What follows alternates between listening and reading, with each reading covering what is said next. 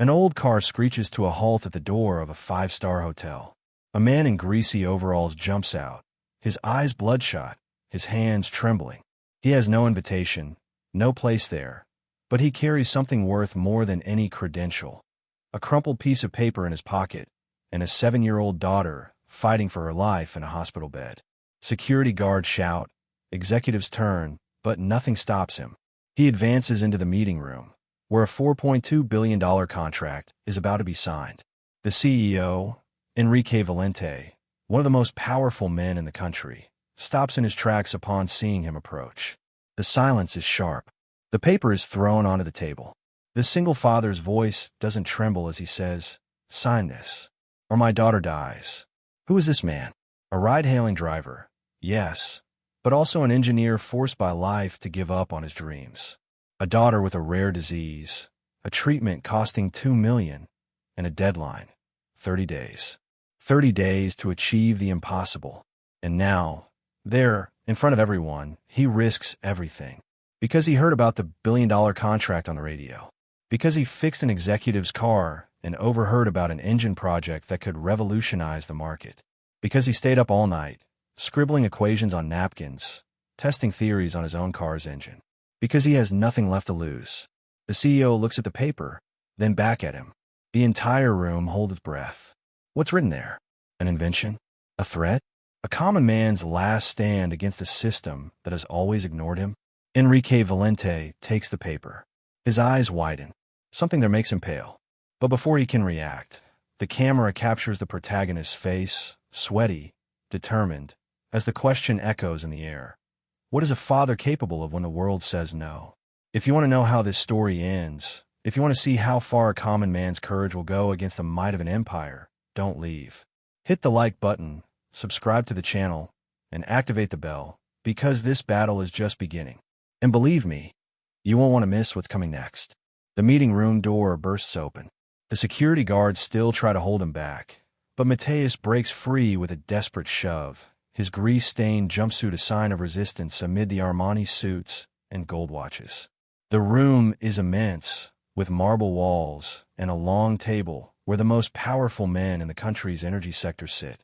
In the center, Enrique Valente, the CEO of tech giant, holds a silver pen, about to sign the contract that will seal the biggest deal of his career for $1.2 billion, a figure that could change the fate of thousands, but which for Mateus means nothing if it doesn't save Sophia's life. The silence is broken by the sarcastic laugh of one of the executives. Who let that beggar in here? The sentence echoes like a slap. Mateus feels the looks of contempt, the raised eyebrows, the whispers of indignation. But he didn't come here to be accepted. He came to be heard. His hands still trembling, he extends the crumpled paper toward the CEO. "Mr. Valente, I just need a minute of your time." Enrique Valente doesn't even look at him. "Get this man out of here." His voice is cold, authoritative, accustomed to being obeyed. But Mateus doesn't move. He knows that if he leaves now, Sophia won't stand a chance. So, with a quick gesture, he throws the paper on the table, right in front of the billion-dollar contract. "I fixed your car last night. You didn't even pay me. But I'm not here for the money. I'm here for this." He points to the paper. "It's a project, an engine that can revolutionize everything you're about to sign. And if you sign this now, I'll give the rights to tech giant. In return, I'll only ask one thing, my daughter's treatment." The laughter in the room turns to incredulous murmurs. One of the investors stands up, irritated. "This is absurd. Call security now." But Enrique Valente finally looks at the paper. His face reveals nothing, but his fingers move, pulling the document toward him. He reads it, and, for the first time, his gaze locks with Mateus. "Are you an engineer?" The question is direct, cutting. "It was." Matthew swallows hard. "Until life forced me to give up." Valente examines the paper more closely. His eyes narrow. This is a high-efficiency engine design. His voice loses some of its initial coolness. There's something there, something he hadn't expected. "Yes, sir. An engine that consumes 30% less energy and has near-zero emissions. I tested it in my car. It works." Matthew feels his heart pounding, so hard he thinks everyone can hear it. "I just need you to give me a chance. Sign this, and I'll hand over everything." No costs, no red tape. I just ask that you pay for Sophia's treatment. The silence in the room is now heavy, almost suffocating. Enrique Valente looks at Mateus, then at the investors, who exchange nervous glances. One of them leans over, whispering something in his ear. Valente listens, but doesn't take his eyes off the paper. There are calculations there, equations, diagrams drawn by hand, but with a precision that betrays years of study and passion. He knows this kind of work. He knows the gleam in an inventor's eye. But the CEO also knows the business world. He knows that if he signs that paper, he's taking a risk that could tarnish his reputation, that could make his shareholders question his sanity. After all, who in their right mind would hand $1 billion contract over to a stranger, a man who smells of motor oil and desperation? Valente leans back in his chair, crossing his arms. And why should I trust you? His voice is calm, but there's a tension behind the words. Why should I risk everything for a project scribbled on a piece of paper? Mateus takes a deep breath. He knew this question was coming. Because you have no choice. He points to the contract on the table. That thing over there is based on outdated technology. You know that. I heard your engineers talking last night. They're concerned about efficiency, about maintenance costs. My engine solves that. And you know it solves that. One of the investors stands up, red with anger. This is ridiculous. We're not going to postpone $1 billion contract because of a... He looks Matthew up and down in disgust. Because of a mechanic. Mateus is unfazed. He looks directly at Enrique Valente. I'm not a mechanic. I'm an engineer. And you know that if you give this project a chance, you'll win much more than $4 billion. You'll win the future. Valente looks at the paper again. His fingers drum on the table. There's something about Mateus that intrigues him. Something in his posture, in his voice, that isn't just desperation. It's conviction. And Enrique Valente built his empire on conviction. But before he can respond, the door opens again. This time, it's one of the aides, pale. Mr. Valente, we have a problem. The press is here. Someone leaked that a man crashed the meeting. They want to know what's going on. Valente closes his eyes for a second. He knows that any decision he makes now will be scrutinized, judged, dissected. If you sign Mateus's paper, you'll be seen as a madman. If you ignore it, you'll be seen as a monster. He looks at Mateus, who doesn't flinch, doesn't lower his eyes. There's something there, something beyond despair. There's dignity. There's courage. And for the first time in years, Enrique Valente feels something he'd forgotten.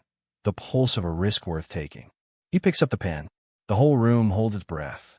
But before pen touches paper, one of the investors shouts, "If you sign this, we're out of business." The threat hangs heavy in the air, definitive. Valente hesitates. The pen hangs in the air. His eyes find Matthews, and for a second, it seems like the two of them are alone in the room. Two men, two worlds, one choice. What will Enrique Valente do? Will he sign the paper, risking everything for an invention and a child's life? Or will he throw Mateus out, as everyone expects him to do, and follow through with his $1 billion contract, leaving Sophia behind? The pen hasn't yet touched the paper. The decision hasn't yet been made.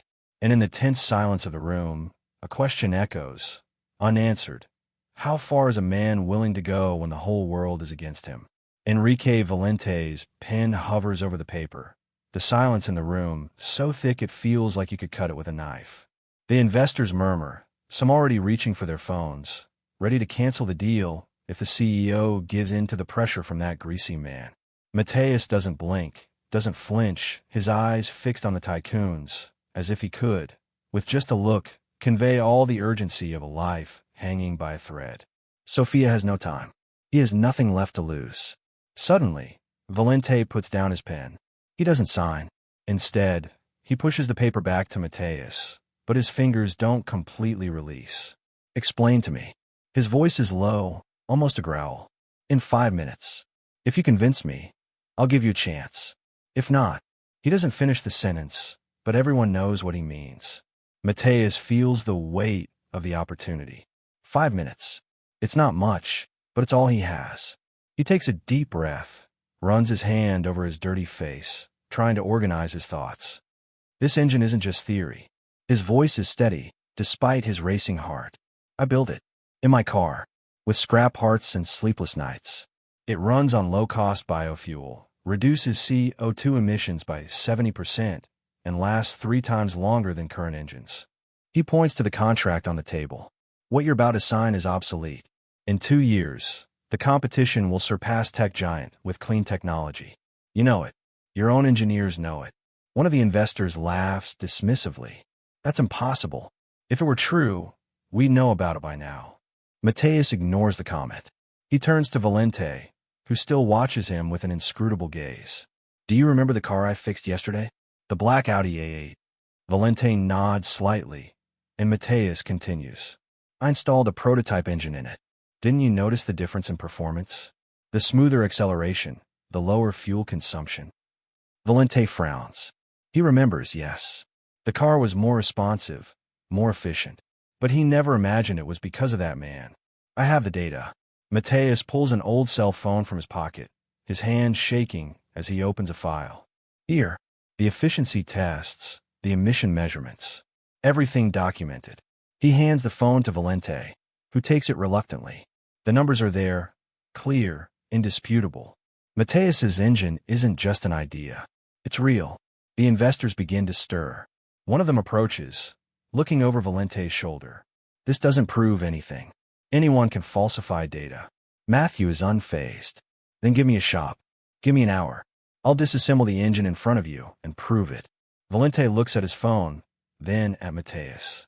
There's something in his eyes, a spark of something beyond desperation. It's passion that it's genius. He knows that look.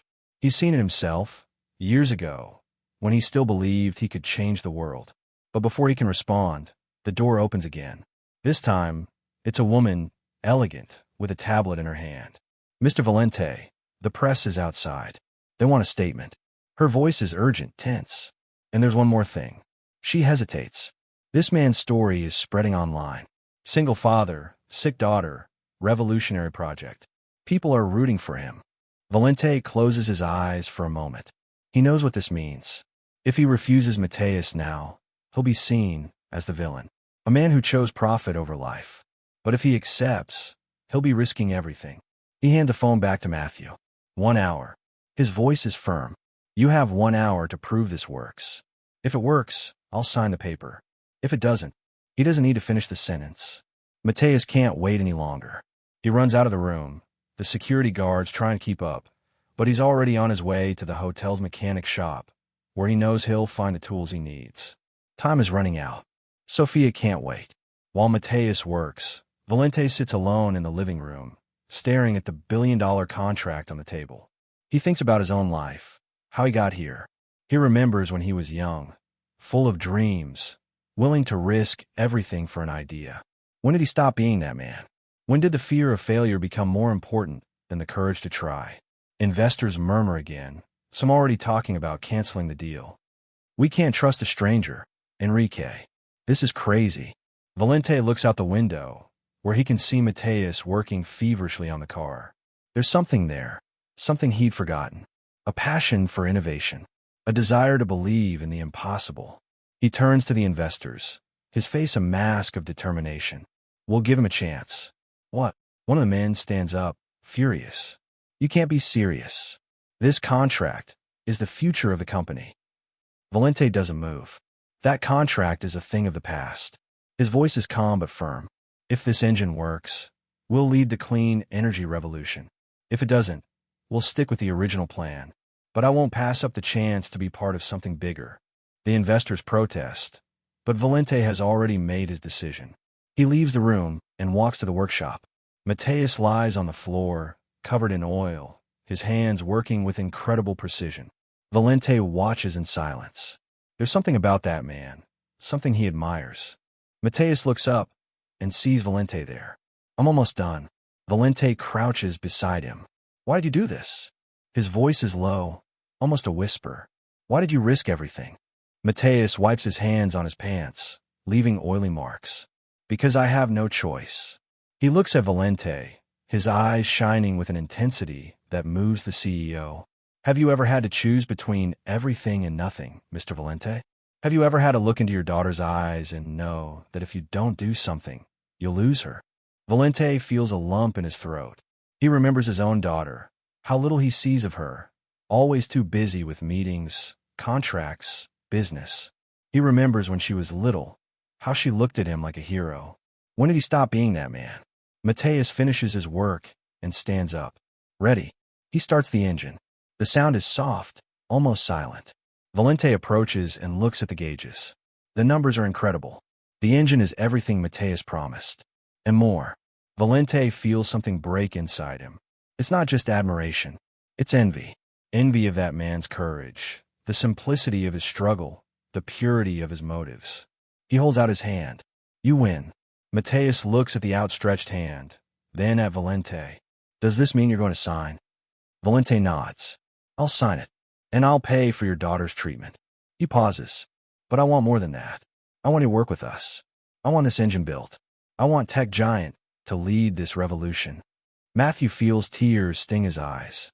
He squeezes Valente's hand. You won't regret it. Valente smiles for the first time. I know I won't. But as the two men seal the deal, no one notices the shadow watching them from afar. A man in a dark suit, with a cold smile on his face. He takes a cell phone from his pocket and makes a call. He signed. Now it's our turn. The camera zooms out, leaving the question hanging in the air. Who is that man? And what does he want? Enrique Valente's pen scratches the paper with a dry, definitive sound. The contract is signed. Mateus feels his legs tremble, not from exhaustion, but from relief. Sophia will have her chance. The engine will be built. Everything he ever dreamed of, and never dare believe possible, is there, sealed with the signature of one of the most powerful men in the country. But Valente doesn't let go of the paper. His gaze is fixed on something beyond those numbers, beyond that room. There's a shadow in his eyes, something Mateus can't decipher. You won't regret it, Mateus repeats, his voice hoarse with emotion. Valente nods, but his smile doesn't reach his eyes. I know, he replies, folding the paper and tucking it into his inside jacket pocket. But there's one thing you need to understand. He leans closer, his voice low, almost a whisper. This world doesn't forgive dreamers. They'll come after you, even because of me. Matthew frowns. Ooh. Before Valente can respond, the workshop door bursts open. The man in the dark suit, the one who had been watching from afar, enters, accompanied by two security guards. His smile is sharp, almost predatory. Enrique, did you really think you were going to get away with this? His voice is soft, but carries a veiled threat. Valente straightens, his face a mask of cold determination. Lazarus, I didn't expect to see you so soon. Lazaro. The name echoes in Mateus's mind like an omen. He knows the name. Everyone knows it. Lazaro Mendez, Tech Giant's largest shareholder, known for his ruthless business dealings and for crushing anyone who dares challenge his interests. He walks to the table, his fingers gliding over the hood of the car where Mateus installed the engine. A revolutionary project, isn't it? His tone is ironic. It's a shame it won't get off the ground. Matthew feels a chill. What do you want? Lazaro laughs, a dry, humorless laugh. What I always want, control. Enrique here. He pats Valente on the shoulder, as if they were old friends. Forgot a small clause in the original contract. Nothing leaves Tech Giant without my approval. His gaze turns to Mateus. I see. Including inventions by ambitious mechanics. Valente clenches his fists, but says nothing. There's a tension between the two men, an untold story that Mateus doesn't understand, but feels. Lazaro isn't there just for the engine. He's there for something bigger. For power. For revenge. You have two options, Lazarus continues, now looking directly at Matthew. Give me the rights to this engine, and I'll pay for your daughter's treatment. Or, he pauses dramatically, I'll destroy you, destroy your invention, and your daughter still gets nothing.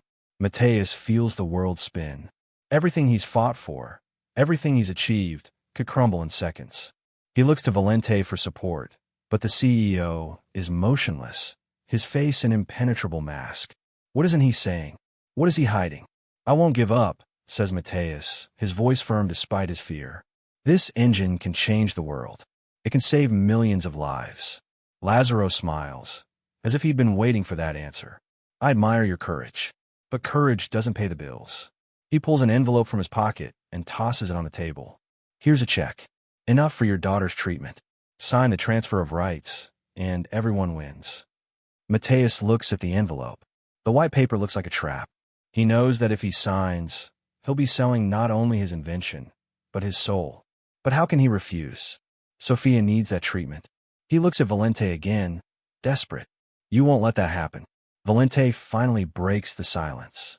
I have no choice. His voice is low, laced with something that sounds like shame. Lazarus controls most of the actions.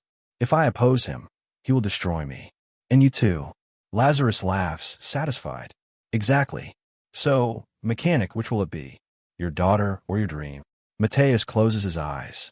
He sees Sophia's face, her faint smile, her eyes full of hope.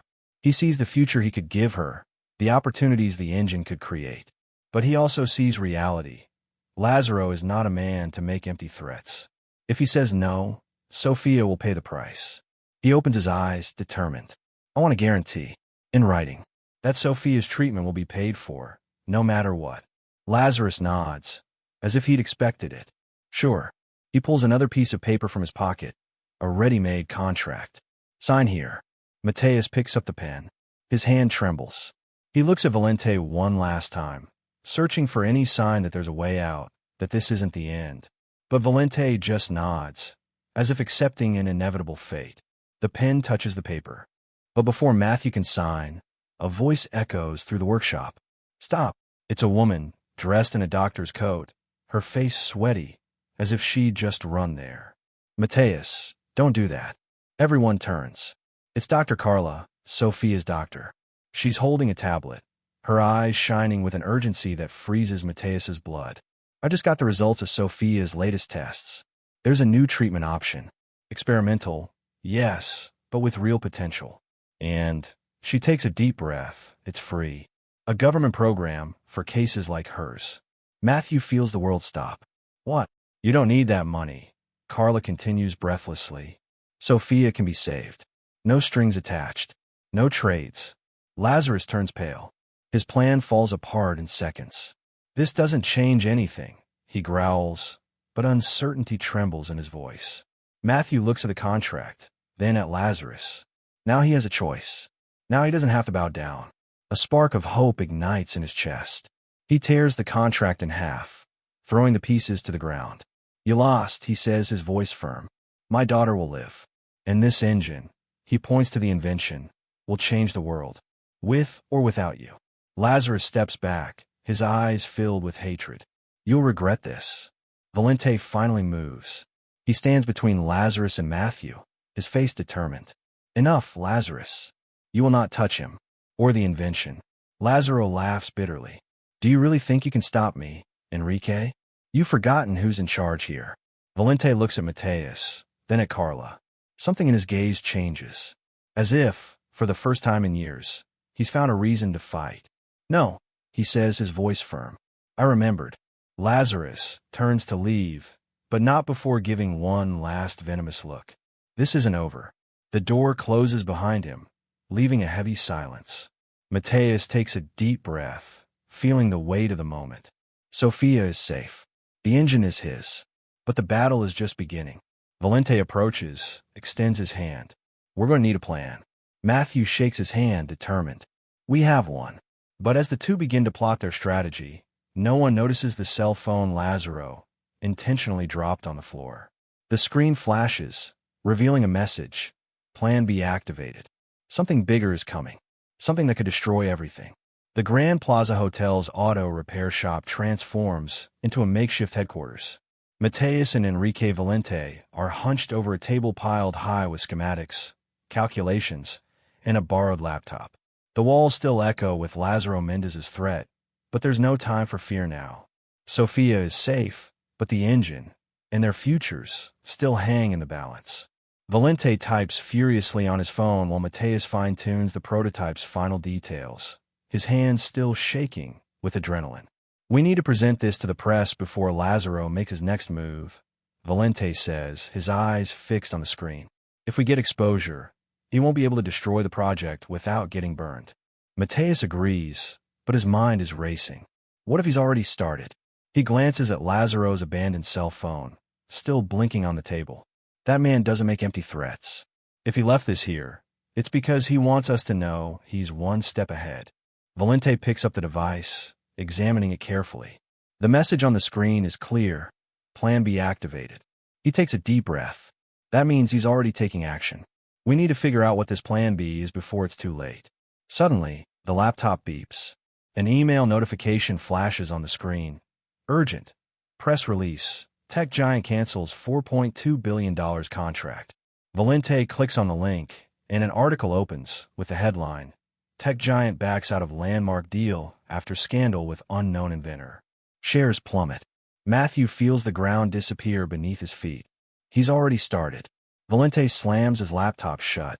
Lazaro is sabotaging everything. If the stock drops, investors will flee, and without capital, we can't produce the engine. He looks at Mateus, a cold determination in his eyes. We need a miracle. Just then, the workshop door opens. It's Dr. Carla, accompanied by a man wearing glasses and a white lab coat. Mateus, this is Dr. Fernando Reis, director of the National Clean Energy Institute. He's heard about your engine. The man extends his hand. And I want to help. Matthew looks at Valente in disbelief. What do you mean? Dr. Reis smiles. The government is looking for solutions to reduce dependence on fossil fuels. If your engine is as revolutionary as they say, we can afford to manufacture it. No Lazarus. No tech giant. Valente crosses his arms, skeptical. Why would you do that? Because the world needs it, Reis replies. And because sometimes the right thing is also the smartest thing. He looks at Mateus. But we need a public demonstration. Today. Now. Matthew feels the weight of responsibility. I can do this. Valente nods. Then let's go. 30 minutes later, a crowd of journalists and curious onlookers gathers in front of the hotel. Mateus, his hands still covered in oil, stands beside the car with the revolutionary engine. The cameras are rolling. Reporters shout questions. Valente stands beside him, impassive, while Dr. Reis watches from afar, ready to intervene if necessary. Mateus takes a deep breath and starts the engine. The sound is soft, almost futuristic, and the gauges connected to the vehicle flash, showing numbers that leave the experts speechless. Energy efficiency 3 times higher than average, emissions close to zero. The journalists explode with questions. How did you do that? Why is Tech Giant trying to bury this project? Mateus looks at Valente, who nods discreetly. It's time for the truth. This engine can change the world, Mateus says, his voice firm. But there are people who don't want that to happen. People like Lazaro Mendez, who would rather profit from pollution than invest in the future. He pauses, letting the words resonate. Tech Giant had the chance to lead this revolution, but they chose the easy way. Now, we're here to show there's another way. Valente feels the weight of his words. He knows that by publicly supporting Matthew, he is declaring war on Lazarus. But for the first time in years, he feels he's on the right side. Suddenly, a black car screeches to a halt in front of the crowd. Lazaro Mendez emerges from the vehicle, accompanied by 2 lawyers. His face is red with rage. This is sabotage, he shouts, pointing at Mateus. This man is a fraudster. Tech Giant has no connection with this project. The journalists turn to Lazaro, the cameras now focused on him. Are you saying this engine doesn't work? A reporter asks. I'm telling you it's a hoax. Lazarus replies, but his voice trembles. He knows he's losing control. Matthew doesn't back down. Then, test it yourself. He tosses the car keys to Lazarus. Start the engine. See the numbers. Or be afraid of the truth. Lazaro hesitates. He knows that if the engine starts, his reputation will be ruined. But if he backs out now, he'll be seen as a coward. With a sudden movement, he grabs the keys and heads to the car. The crowd watches in silence as he turns the key. The engine starts, smooth, efficient. The gauges confirm. The numbers are real. Lazaro feels the world crashing down on him. He looks at Mateus, then at Valente, and finally at the cameras. This doesn't change anything, he growls, but his voice sounds hollow. Valente approaches, his face serious. It's over, Lazaro. You lost. Lazaro steps back, his eyes filled with hatred. You'll regret this. He gets in his car and speeds away, leaving behind a cloud of dust and stunned silence. The journalists burst into applause. Mateus feels tears sting his eyes. He did it. The engine will be produced. Sophia will be safe. But as the crowd celebrates, Valente pulls him away from the cameras. It's not over, he says, his voice low. Lazaro doesn't give up that easily. He'll be back. And when that happens, we need to be prepared. Mateus looks to the horizon, where Lazaro's car disappears. He knows Valente is right. The battle has been won, but the war is just beginning. And this time, it's not just for the engine. It's for the future, for the right to dream, for the power to change the world. Suddenly, Mateus's cell phone vibrates. It's an anonymous message. Do you think you've won? The real game is just beginning. The screen flashes, and the message disappears, as if it never existed. Matthew looks at Valente. He's not alone. Valente nods, his face grim. Neither do we. The sun begins to set over the city, painting the sky orange and purple, as if the horizon itself were on fire. Mateus stands on the hospital balcony, looking at Sophia, who sleeps peacefully in her bed, her face serene for the first time in months. The experimental treatment has begun, and the doctors are optimistic. He should feel relieved, but the anonymous message still burns in his mind. The real game is just beginning. Who sent that? What else are Lazaro Mendez and his allies planning? Valente approaches, 2 cups of coffee in hand. Is she better? He asks, handing one of the cups to Mateus. Yes, Matthew replies, without taking his eyes off his daughter. But I can't stop thinking about what's coming. Valente takes a sip of his coffee, his gaze distant. Lazaro isn't the kind of man who accepts defeat. He has connections, power, resources. If he wants to destroy us, he'll try in every way. Mateus squeezes the cup tightly, feeling the plastic crumple under his fingers. So what do we do? Valente smiles, but it's a smile without joy. The same thing we've done until now. We fought. He pulls an envelope from his pocket. This arrived for you this morning. From the National Clean Energy Institute. Mateus opens the envelope. Inside, there's a formal invitation to a presentation in the National Congress, where he can showcase his engine to the country's top leaders. It's the opportunity he's always dreamed of. But now, that chance comes with a price. They want me to speak tomorrow, he says, his voice tense. In front of everyone.